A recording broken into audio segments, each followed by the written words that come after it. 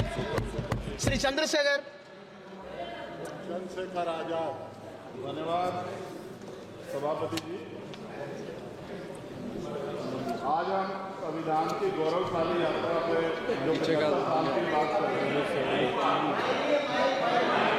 ये इनका काम है मेरा नहीं। माइक। धन्यवाद सभापति जी। आगे सर, आगे।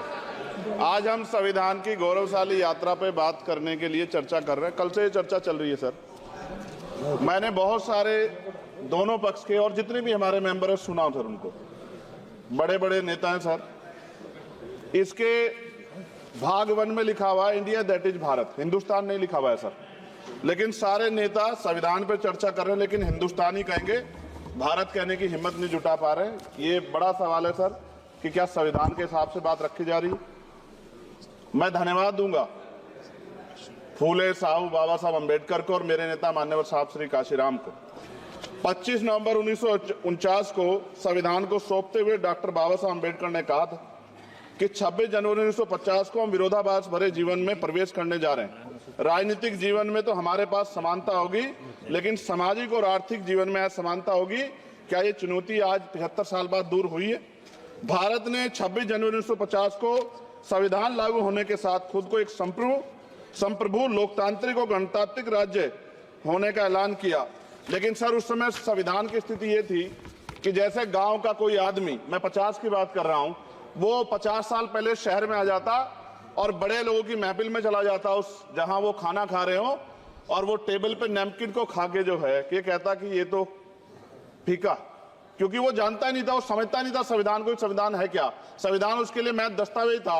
ये जिम्मेदारी थी राजनीतिक दलों पे कि वो संविधान को व्यवहार में लेके आते। और इसके इतने सारे आर्टिकल हैं, अगर इनको व्यवहार में लाया जाता तो मुझे लगता कि आज देश बहुत बदल गया होता। बाबा साहब ने कहा था कि लोकतंत्र भारतीय भूमि का केवल ऊपरी पोशाक है, उनके अनुसार यहाँ की संस्कृति अनिवार्य तौर पर लोकतांत्रिक है। भारत जैसे गरीब और गैर बराबरी वाले देश में संविधान के जरिए छुआछूत खत्म करना, वंचितों के लिए सकारात्मक उपाय करना, सभी वयस्कों के लिए मतदान का अधिकार देना और सबके लिए सम्मान अधिकार तय करना, ये बहुत बड़ी उपलब्धि थी सर। ये संविधान है कि आप वहां बैठे हैं और मैं यहाँ खड़ा होकर अपनी बात रख रहा हूं, और इस देश में आदिवासी महिला के तौर पे जो है राष्ट्रपति बनी है, और प्राइम मिनिस्टर तो नहीं बना, लेकिन शेड्यूल कास्ट के बड़े नेताओं को भी जो है राष्ट्रपति बनने का मौका मिला। इस संविधान की देन, अगर वोट हम पे नहीं होता तो शायद अमीर और जो राजा महाराजा खुद को मानते हैं हमारी गलियों तक नहीं आ पाते, हमारे हाल नहीं जान पाते।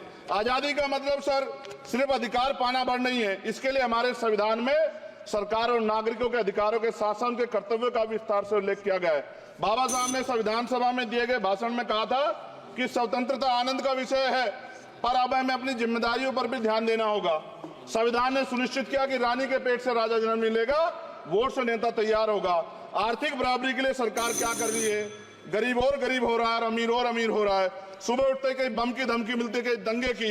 ये अमृत काल है सर या धमकी काल है? कितना बढ़ रहा है आर्टिकल 15 सर। भारत में आज भी घोड़ी चढ़ने बैठते होती है। प्लीज सर, क्या दलितों को यहाँ भी बोलने का नहीं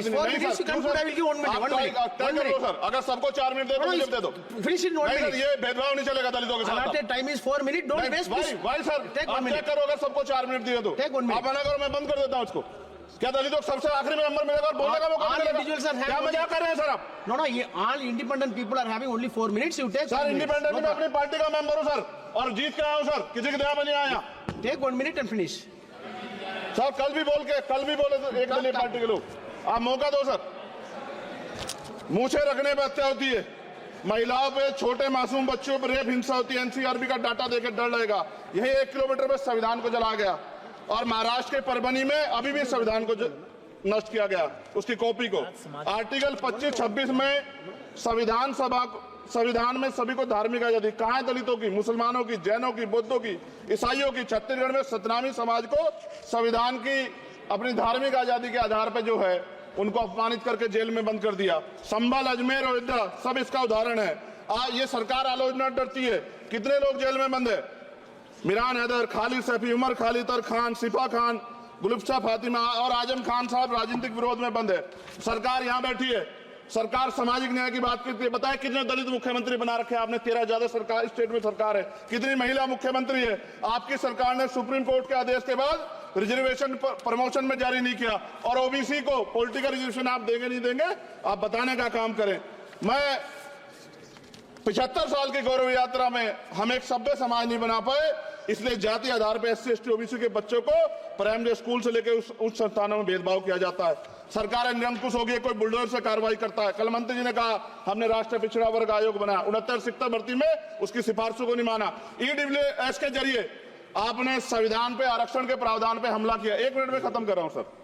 संविधान सर, न्यायपालिका में आर्टिकल 124 ये कहता है सर, ये अधिकार जो है, Sanjay sir ji please conclude sir 1 minute में प्लीज संविधान में न्यायाधीशों की नियुक्ति का अधिकार राष्ट्रपति के द्वारा होना चाहिए, अभी तक नहीं हो रही है। All India judicial service commission कब बनेगा? क्या चंद परिवार ही सर जज बन सकते हैं?